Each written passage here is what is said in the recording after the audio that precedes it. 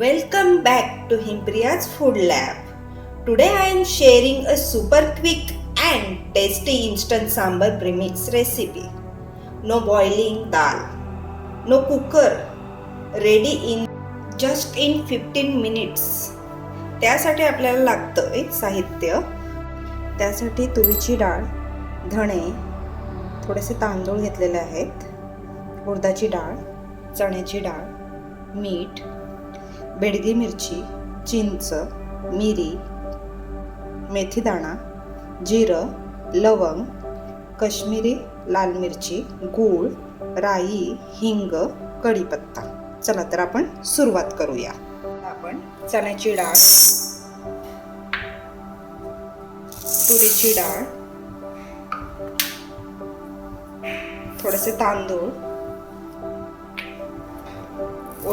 उडदाची डाळ भाजून घेऊयात.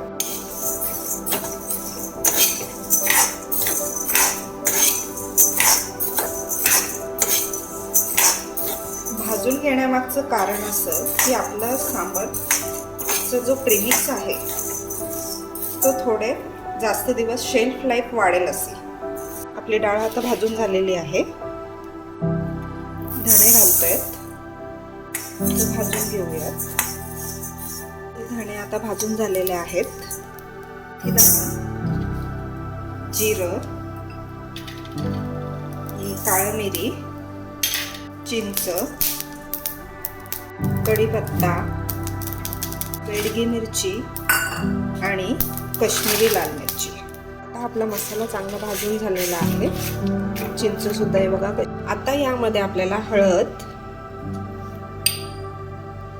हिंग आणि मीठ